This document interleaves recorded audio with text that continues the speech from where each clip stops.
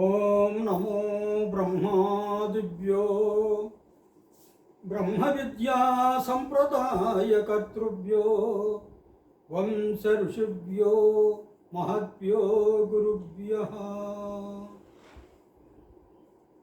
కురుక్షేత్ర సంగ్రామంలో అంటే ధర్మక్షేత్రమైనటువంటి కురుక్షేత్ర సంగ్రామంలో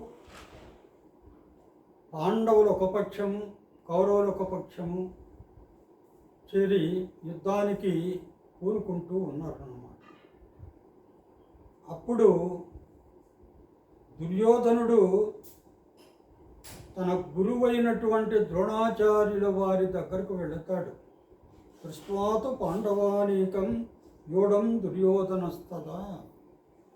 ఆ పాండవుల యొక్క సైన్యాన్నంతా కూడా ఆ వ్యూఢం ఏంటంటే ఆ వ్యూహంగా ఏర్పరచబడినటువంటి పాండవ సేనను చూసి ఆచార్యం ఉపసంగమ్య ద్రోణాచార్యుల వారిని సమీపించి రాజా వచనమబ్రవీత్ ఈ విధంగా అంటాడు. పశ్చైతాం పాండుపుత్రాణం ఆచార్య మహతీం చము వ్యూఢాం ద్రుపదపుత్రేణ తవ శిష్యేణ ధీమత. ఓ ఆచార్య, నీ శిష్యుడు బుద్ధిమంతుడైనటువంటి దృష్టద్యుమ్నుడు పాండవుల యొక్క పెద్ద సైన్యాన్నంతా కూడా ఒక వ్యూహంగా ఏర్పరిచాడు, చూడండి అన్నాడు. అత్ర సూరా మహేశ్వాసా భీమార్జున సమాయుధి యుయుధానో విరాటశ్చ ద్రుపదశ్చ మహారథ. ఇక్కడేమిటంటే అత్ర సూరా మహేశ్వాస, మహేశ్వాస అంటే గొప్ప విలుకాండ్రంతా కూడా ఆ పాండవ సైన్యంలో ఉన్నారు. వాళ్ళు భీముడు అర్జునుడితో సమానమైనటువంటి బలం కలిగిన వాళ్ళు. యుయుధానో విరాటశ్చ ద్రుపదశ్చ మహారథ. యుయుధానుడు, విరాటుడు, ద్రుపదుడు, దృష్టకేతు, చేకితాన, కాశీరాజశ్చ వీర్యవాన్, పురుజిత్ కుంతిభోజశ్చ సేభ్యశ్చ నరపుంగవ అని చెబుతాడన్నమాట. యుధామన్యుశ్చ విక్రాంత ఉత్తమోజాశ్చ వీర్యవాన్, సౌభద్రో ద్రౌపదేయాశ్చ సర్వే ఏవ మహారథాః అని. అంటే వీళ్ళంతా కూడా ఆ పాండవ పక్షం ఉండి యుద్ధం చేస్తూ ఉన్నారు అని చెప్పి.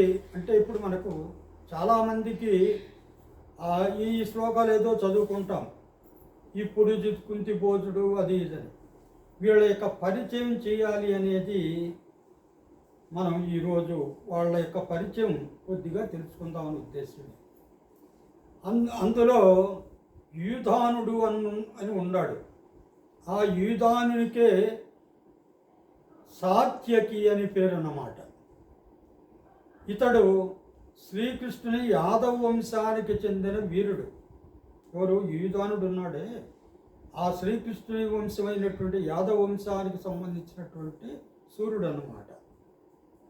ఇతడు సాత్యకిగా ప్రసిద్ధి చెందిన శ్రీకృష్ణుని యొక్క భక్తుడు.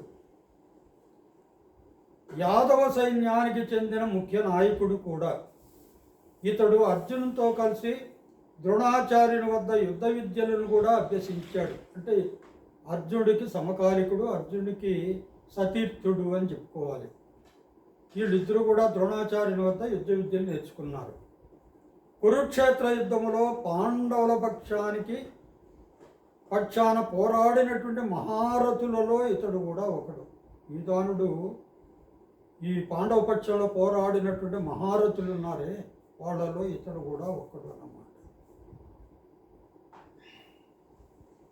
శ్రీకృష్ణుడి నారాయణ సేనకు అధిపతిగా ఉంటాడు ఇతడు. ఎవరు? ఈ సాత్యకి అధిపతిగా ఉంటూనే పాండవులకు మద్దతుగా నిలిచాడు. ఆధ్యాత్మిక కోణంలో మనస్సులోని అపనమ్మకాన్ని, సంశయాన్ని తొలగించుకొని విశ్వ చైతన్య వైపు పయనించే సాధకుడని ఇతడిని గురించి అందరూ అనుకుంటూ ఉంటారు. అందరూ చెప్పుకుంటూ ఉంటారు. ఇది ప్రతీతి అన్నమాట. దాని తర్వాత ఈ విరాటుడు మహాభారతంలో విరాట మహారాజు. ఇతడు మత్స్య దేశానికి రాజు. ఆ మత్స్య దేశానికి రాజధాని విరాట నగరం. పాండవులు తమ 12 ఏళ్ల అరణ్యవాసం పూర్తి చేసుకొని ఎవరికీ తెలియకుండా గడపవలసిన 13వ ఏడాది అజ్ఞాతవాసాన్ని విరాటరాజు కొలువులోనే గడిపారు. అంటే ఆ జూదంలో ఓడిపోతారు. జూదంలో ధర్మరాజు అన్నీ కూడా ఓడిపోయిన తర్వాత పాండవులకు అరణ్యవాసము 12 సంవత్సరాలు. 1 సంవత్సరం పాటు ఎక్కడా ఎవరికి కనిపించకుండా, ఎవరికి తెలుసుకోకుండా అజ్ఞాతంగా గడపాలి. ఇది నియమం అన్నమాట. 12 సంవత్సరాలు అరణ్యవాసం చేశారు. 1 సంవత్సరం అజ్ఞాతవాసము విరాటరాజు కొలువులో వాళ్ళు పాండవులు, ద్రౌపది వీళ్ళందరూ కూడా ఉంటారన్నమాట. విరాటరాజు భార్య సుదేష్ణ. వీరికి ఉత్తర అనే కూతురు, శ్వేత, ఉత్తరుడు, శంకుడు అనే కుమారులు ఉన్నారన్నమాట. ఉత్తర అనే కూతుర్ని మరి అభిమన్యుడు పెళ్లి చేసుకుంటాడు.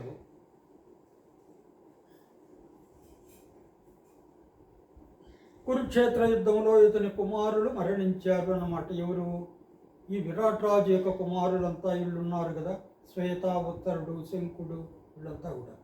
ఉత్తరుడు ప్రగల్భాలు ఆడుతూ ఉంటాడని చెప్పేసి ఉత్తర ప్రగల్భాలు అని ప్రసిద్ధి కూడా కలదు. దాని తర్వాత ద్రుపదుడు అన్నమాట. ద్రుపద మహారాజు. ఇతడు పాంచాల దేశానికి రాజు. ఇతనికి యజ్ఞసేనుడు అని కూడా పేరు ఉంది.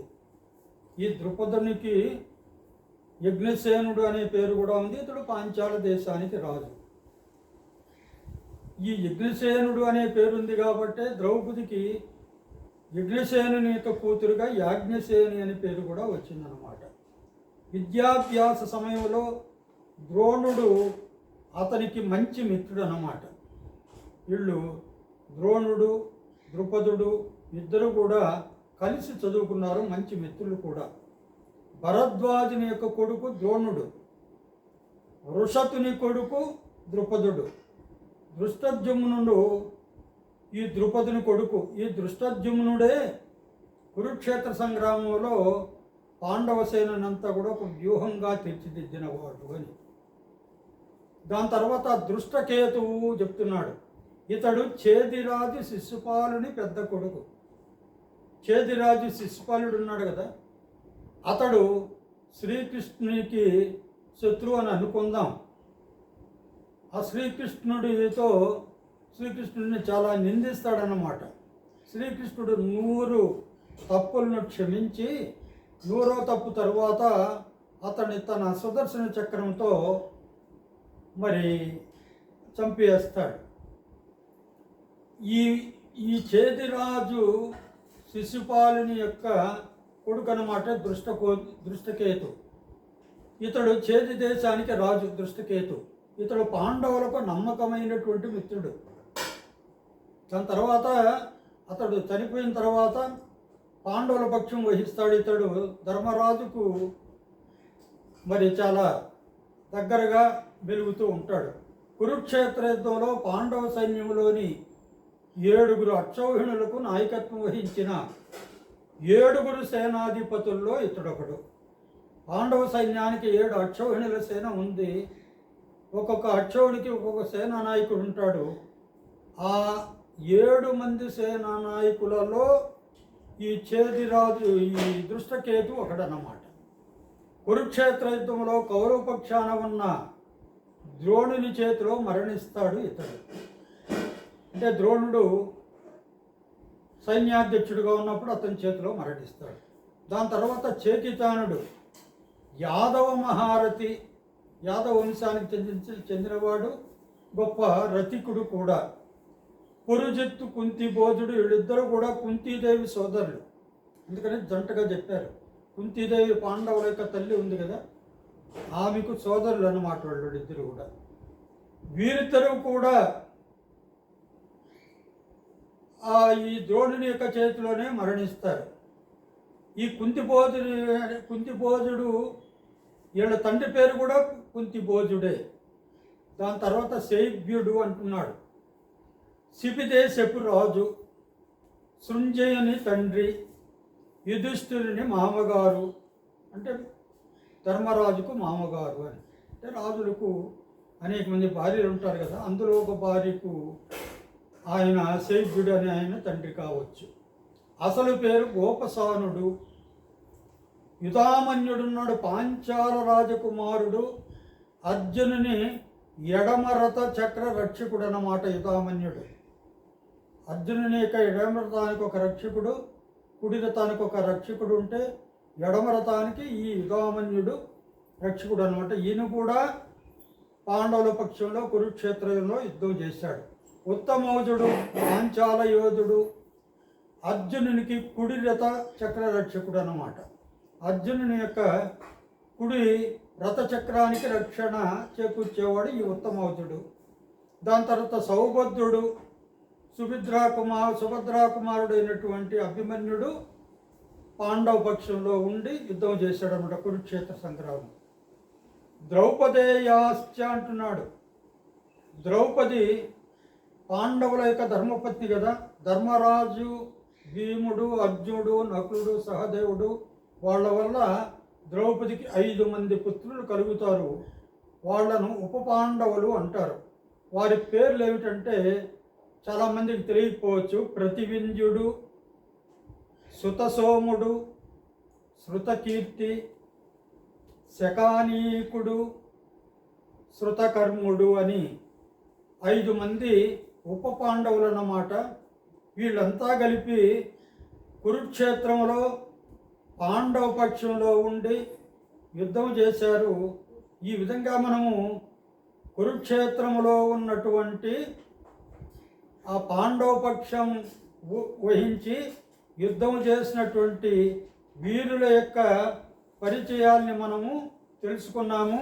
తరువాత ఇలాంటి పరిచయాలు రేపు ఈ కౌరవ పక్షంలో ఉన్నటువంటి వీరుల యొక్క పరిచయాన్ని గురించి చెప్పుకుందాం. హరి ఓం తత్సత్.